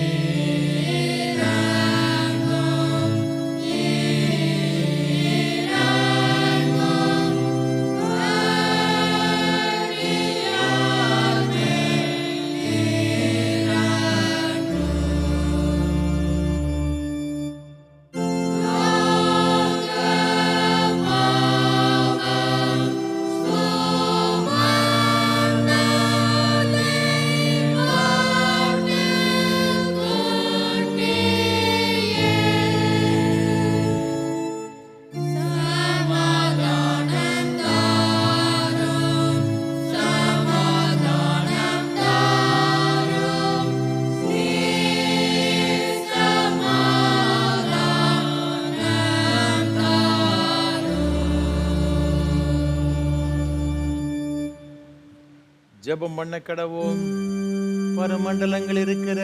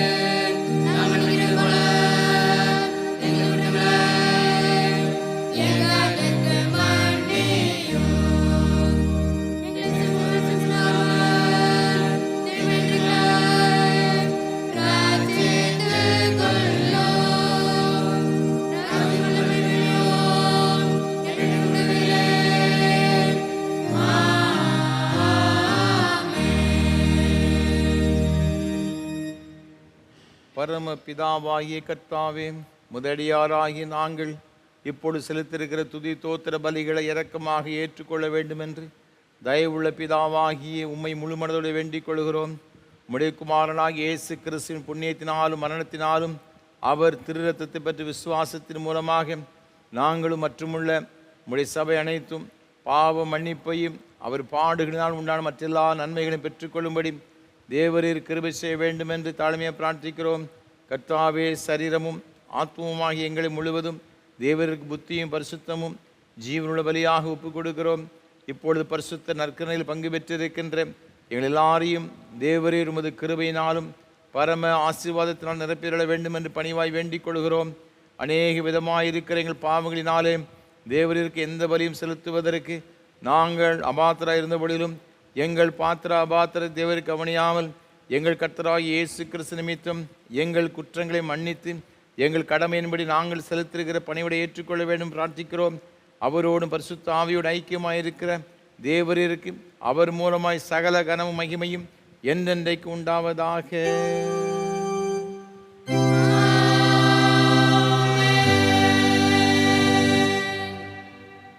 சர்வ வல்லமையுள்ள தேவனே, இன்று நாங்கள் காதாலை கேட்ட வாக்கியங்கள் பலனற்றதாய் போகாமல் உம்முடைய நாமத்திற்கு கனமும் புகழும் உண்டாவதற்கு ஏதுவாகிய நன்னடக்கை ஆகிய கனிகளை கொடுக்கும்படி உம்முடைய கிருபையினால் இந்த வாக்கியங்களை எங்கள் இதயத்தில் வைத்திருக்க வேண்டும் என்று ஆண்டவர் இயேசு கிறிஸ்து மூலமாய் வேண்டிக் கொள்கிறோம்.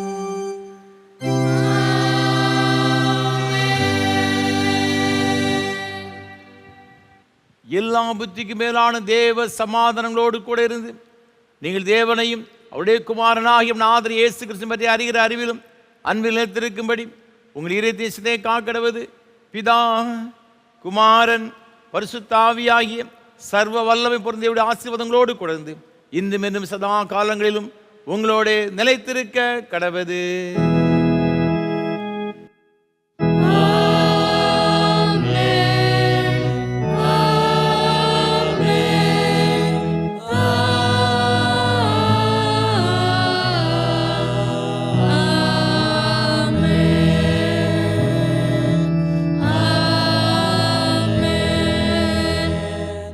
நிறைவு கீதமாக கீதம் 524 பாம்பாலை 347 பாடுவோம். தெய்வ ஆட்டுக்குட்டியே லோகத்தாரின் மீட்பரே. கீதம் 524 பாமாலை 347 பாடுவோம்.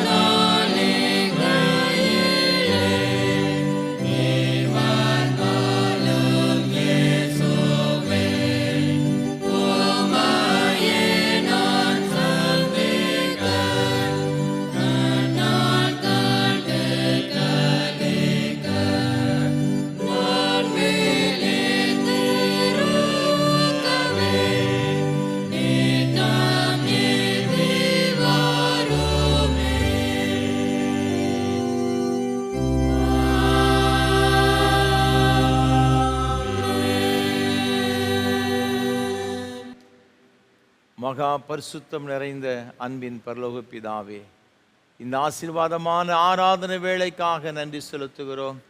மெய்யாகவே எங்கள் ஆண்டவர் மத்தியில் எழுந்தருளி உம்முடைய பிரசன்னத்தினால் எங்களை நிறைத்து இந்த ஆராதனைகளுக்கு ஆசீர்வாதமாக்கி தந்தீரே, உமக்கு ஸ்தோத்திரம் ஐயா. என்னென்ன தேவைகளோடு எதிர்பார்ப்புகளோடு உம்முடைய சமூகத்தில் உமது பிள்ளைகள் வந்திருந்தார்களோ, ஒன்று கூட குறைவில்லாமல் எல்லாவற்றையும் நிறைவாக நீர் ஆசீர்வதித்து ஆண்டவரே உமது பிள்ளைகளை நடத்துகிற தயவுக்காய் ஸ்தோத்திரம். நீரே உமது பிள்ளைகளை கரங்களை பிடித்து தொடர்ந்து நடத்துவீராக. ஆசீர்வதியும் உம்முடைய நாமத்தை மகிமைப்படுத்தும். மீட்பர் இயேசு கிறிஸ்துவின் மூலம் ஜெபிக்கிறோம் பரிசுத்த பிதாவே, ஆமென். கர்த்தர்களோடு இருப்பாராக. தேவ சமாதானத்தோடு சென்று வாருங்கள்.